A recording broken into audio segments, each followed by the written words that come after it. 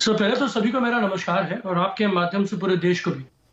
Sir आपको मैं एक चीज बताना चाहता हूँ, जो हमारी नेत्री सुश्री ममता बनर्जी ने जो कहा है और जो वास्तविकता भी है, ये जो लड़ाई है, जो 2024 की लड़ाई जो होने वाली है, हर छोर से हर जो रीजनल पार्टी हो चाहे वो, और साथ साथ जो कांग्रेस है, जो राष्ट्रीय पार्टी है और जितनी भी पार्टियां हैं, उनको अपना कार्य का निर्वाह करना होगा। लेकिन जो लड़ाई है वो देश वर्सेस भाजपा की है, देश वर्सेस मोदी की है। हमारे जो नेतागण है भाजपा के बड़े अच्छे अच्छे टिप्पणियां दे देते हैं, वो हवाला देते हैं कर्नाटका के, जहां जेडीएस सरकार बनाती है। अरे 2-4 दिन तो चली ही जाती है सरकार, लेकिन आपका क्या होता है महाराष्ट्र में? अजित पवार जी ने कैसा खेला कर दिया आपके साथ। और आप जो पार्टी है ना भाजपा, जो आज 303 सीटों में बैठी है, वो भाजपा नहीं है।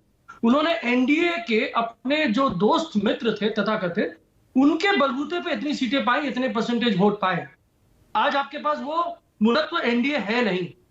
जहां तक बात है सर, इन्होंने बहुत अचीवमेंट दिखाई। सर एक छोटा सा आंकड़ा है, मैं आपके साथ शेयर करना चाहता हूं। 2017 में इनका बहुत बड़ा जोरदार एनडीए था। सारे इनके जो मित्रगण थे, जिन्होंने इनके राजनीति जो सीढ़ी थी उसमें इनको मदद करी थी, वो इनके साथ थे। उस समय एक उत्तर प्रदेश का इलेक्शन हुआ था 2017 में, 313 लगभग सीटें आई थी। लेकिन वही मित्रगण जब 2022 आते आते चले गए, इन्होंने उनके साथ धोखेबाजी करी, तो ये धर धर धर धर धर धर गिरते गिरते डबल इंजन 255 में सिमट गए। और बहुत सारी ऐसी सीटें हैं जहां 5000 के अंतर्गत में इन्होंने सीट जीती है और 1.5-2 घंटा इलेक्ट्रिसिटी चला गया। कोई बात नहीं, बहुत बड़ा डेवलपमेंट मॉडल है इनका उत्तर प्रदेश में डबल इंजन का। नहीं तो ये देखिए, एक मिनट मानव, रोकूंगा आपको। ये आंकड़े जो है ना कागज पर बड़े अच्छे लगते हैं। वो नीतीश कुमार, उन्होंने शुरुआत में कहा था विपक्ष साथ आ जाए तो बहुमत का आंकड़ा यानी कि 272 पार नहीं करने देंगे बीजेपी को। बाद में उन्होंने यहां तक ताल ठोक दी कि अगर विपक्ष साथ आ गया 100 का आंकड़ा नहीं पार कर पाएंगे। ये यूपी का आपने कहा ना, वो मायावती और अखिलेश साथ आए थे, ऐसे लगा अनबीटेबल कॉम्बिनेशन है। ये कागजी गणित जमीन पर नहीं उतरता। मेरा सवाल बड़ा सीधा है, बड़ा सिंपल सा सवाल है।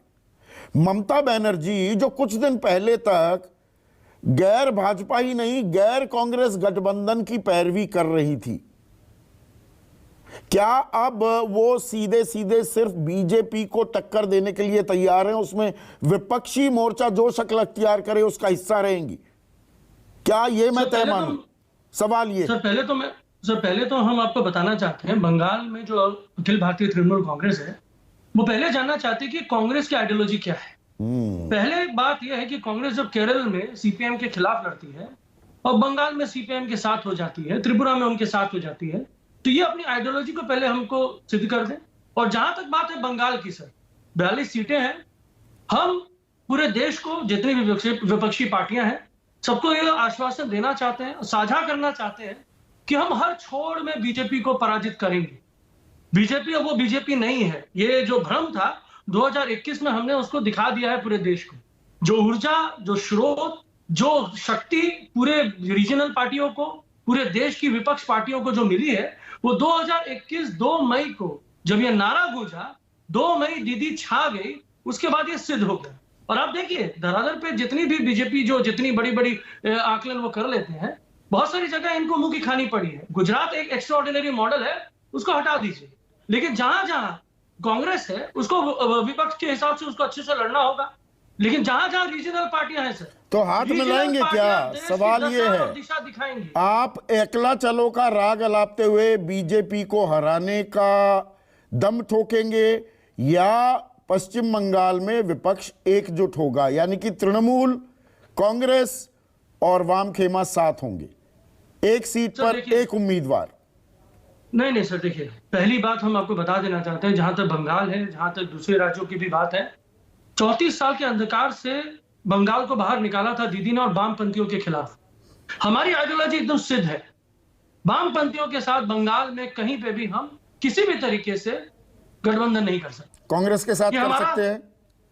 कांग्रेस की हमारी आइडियोलॉजी पहले 2011 में जब हम जीते थे, कांग्रेस हमारे साथ थी।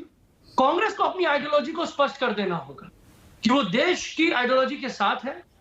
क्या वो विपक्ष को मजबूत करने के लिए सज्ज है? क्या वो विपक्ष को इज्जत देने के लिए, जो उनको विपक्ष को जो सम्मान मिलना चाहिए, उसके लिए वो रेडी है, सज्ज है?